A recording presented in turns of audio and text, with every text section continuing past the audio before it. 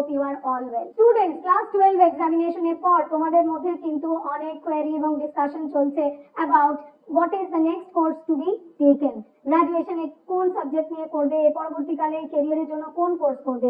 আজকের ভিডিও সেই সমস্ত স্টুডেন্টদের জন্য যারা কিন্তু সায়েন্স স্ট্রিম নিয়ে ক্লাস 12 পড়েনি, যারা ক্লাস 12 কমপ্লিট করেছে উইথ হিউম্যানিটিজ অথবা উইথ কমার্স স্ট্রিম, কিন্তু তারা হেলথ কেয়ার সেক্টরে নিজেদের ক্যারিয়ার সুইচ করতে চায়। তাহলে তারা কি করবে? তারা কিন্তু একটা অপশন আমি বলতে পারি, জিএনএম কোর্সটি তারা পারসিউ করতে পারে। জেনারেল নার্সিং অ্যান্ড মিডওয়াইফারি, এই কোর্স ডিউরেশন হচ্ছে 3 বছর। সকল গভর্নমেন্ট মেডিকেল কলেজে এবং কিছু কিছু প্রাইভেট মেডিকেল কলেজে কিন্তু এই 3 বছরের জিএনএম কোর্সটি পড়ানো হয়।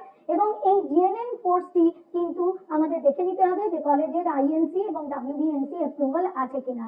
তো আজকের ভিডিওতে আমি কথা বলবো গভর্নমেন্ট কলেজে জিএনএম কোর্স করতে গেলে কোন পরীক্ষা দিতে হবে। জিএনএম এক্সামিনেশন 2025, এই এক্সামটিতে তোমাকে অ্যাপিয়ার করতে হবে। জিএনএম 2025 এক্সামিনেশনটি কন্ডাক্টেড হবে অন 29 জুন 2025। জিএনএম এক্সামিনেশনের সিলেবাস কি আছে, কি ধরনের কোয়েশ্চেন প্যাটার্ন আছে, মার্কিং স্কিম কি আছে, কতক্ষণের এক্সাম, কোন ওয়েবসাইট থেকে গিয়ে তুমি জিএনএম এক্সামিনেশনের জন্য অ্যাপ্লাই করবে, এই সমস্ত ডিটেইলস নিয়ে কিন্তু আমি আজকের ভিডিওতে কথা বলবো। সুতরাং তুমি যদি হিউম্যানিটিজ বা কমার্স স্ট্রিম থেকে হেলথ কেয়ার সেক্টরে সুইচ করতে চাও, জিএনএম কোর্সটি পারসিউ করতে তুমি ইন্টারেস্টেড, ভিডিওটি শেষ পর্যন্ত অবশ্যই দেখো। এই ইউটিউব চ্যানেলে তুমি যদি প্রথমবার ভিজিট করছো তাহলে চ্যানেলটিকে অবশ্যই লাইক এবং সাবস্ক্রাইব করো। শুরু করা যাক GNM examination 2025 complete information.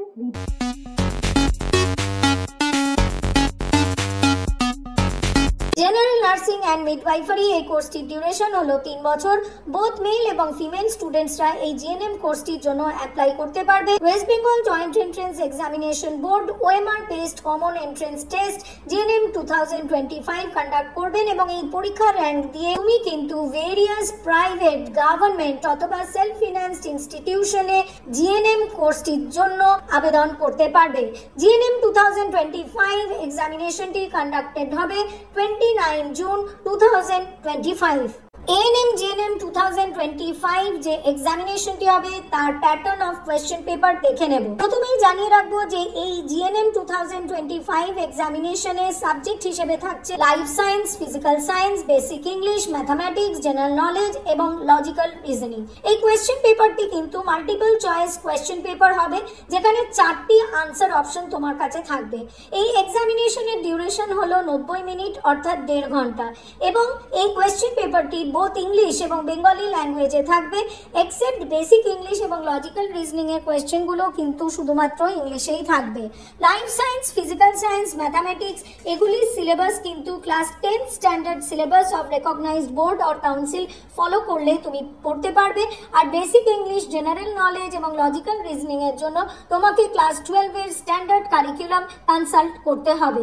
ANM GNM 2025 এই এক্সামিনেশনে 2 রকমের ক্যাটাগরি কোয়েশ্চেন্স থাকছে। ক্যাটাগরি 1 এ কোয়েশ্চেন্স যেগুলি থাকবে তার মধ্যে কিন্তু একটি অপশনই কারেক্ট হবে এবং কারেক্ট অপশনটি টিক করতে পারলে তোমার ক্ষেত্রে কিন্তু +1 মার্কস করে অ্যাড হবে। ইনকারেক্ট রেসপন্স অর্থাৎ ভুল আনসারের জন্য কিন্তু নেগেটিভ মার্কিং থাকছে এবং তোমার স্কোর থেকে -1/4 ডিডাক্ট করা হবে। ক্যাটাগরি 2 কোয়েশ্চেন্স এর কিন্তু 1 or more অপশনস কারেক্ট হতে পারে এবং যদি তুমি কারেক্ট অপশনগুলি মার্ক করো তাহলে +2 মার্কস পাবে ফর ইচ কোয়েশ্চেন এবং ক্যাটাগরি 2 কোয়েশ্চেনের যদি তুমি ভুল আনসার করো সেক্ষেত্রে কিন্তু কোনো নেগেটিভ মার্কিং নেই এবং তুমি যদি ক্যাটাগরি 2 তে কোনো কোয়েশ্চেন অ্যাটেম্প না করো সেক্ষেত্রেও কিন্তু তোমার কোনো স্কোর অ্যাড হবে না।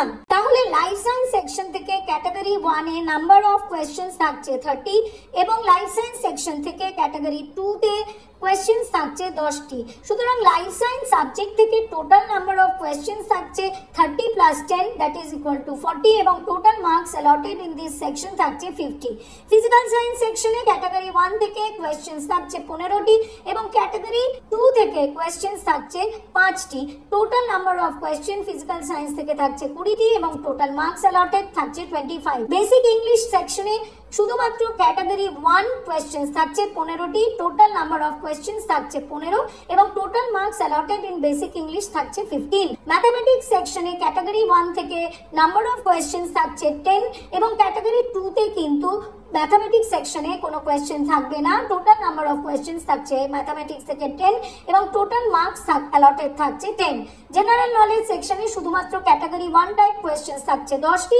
Total number of question general knowledge section থেকে থাকছে 10 এবং টোটাল মার্কস অ্যালটেড থাকছে 10। লজিক্যাল রিজনিং এর ক্ষেত্রে ক্যাটাগরি 1 থেকে টাইপ অফ কোয়েশ্চেন্স থাকছে অনলি 5 এবং ক্যাটাগরি 2 থেকে কিন্তু লজিক্যাল রিজনিং সেকশনে কোনো কোয়েশ্চেন্স থাকছে না। সুতরাং logical reasoning A total number of questions থাকছে 5, টোটাল মার্কস অ্যালটেড হচ্ছে 5।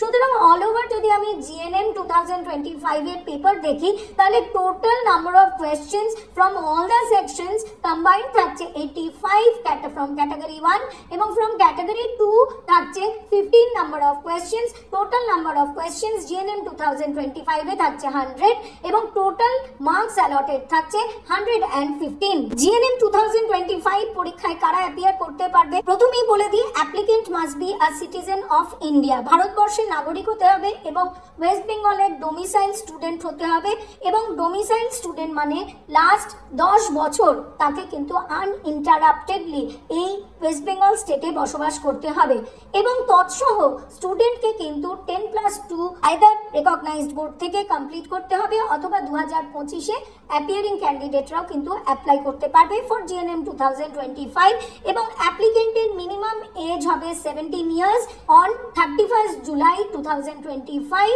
অর্থাৎ অ্যাপ্লিকেন্টকে কিন্তু should have been born on before 31 July 2008। GNM 2025 এক্সামিনেশনে অ্যাপ্লাই করার জন্য তোমাকে ভিজিট করতে হবে www.wbjb.nic.in। অলরেডি তুমি ওয়েবসাইটটি স্ক্রিনের ওপর দেখতে পাচ্ছ এবং এবার বলে দিই যে এই পরীক্ষায় অ্যাপ্লাই করার জন্য কি কি ডকুমেন্টস তোমার কাছে থাকতে হবে। জিএনএম 2025 এক্সামিনেশনের অ্যাপ্লিকেশন নোটিফিকেশন বেরোনোর আগে এই ডকুমেন্টসগুলি রেডি করে নাও। প্রত্যেকটি স্টুডেন্টের কাছে থাকতে হবে একটি ভ্যালিড মোবাইল নাম্বার এবং তৎসহ একটি ইউনিক ভ্যালিড ইমেল আইডিও চাই যার দ্বারা তুমি রেজিস্টার করতে পারবে।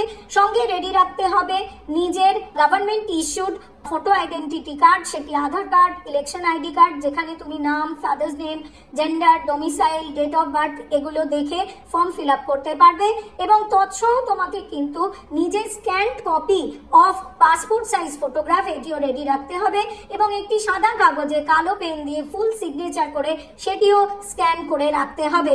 এবং এক্ষেত্রে বলে দিই যে অ্যাপ্লিকেশন ফর্ম ফিল আপের পর যদি কোনো রকম ভুল ইনফরমেশন তুমি ফর্মে এন্ট্রি করে থাকো সেটির জন্য কিন্তু একটি পার্টিকুলার কারেকশন পিরিয়ডেই তুমি এডিট করতে পারবে এবং এছাড়া নিজের নাম, বাবার নাম, মায়ের নাম, gender, domicile, date of birth এই ফিল্ডগুলি কিন্তু এডিট করা যাবে না এবং তৎসহ রেডি রাখতে হবে জিএনএম পরীক্ষার এক্সামিনেশন ফিস, যেটি কিন্তু অনলাইন তোমাকে ফর্ম ফিল আপ করার সময় পেমেন্ট করতে হবে।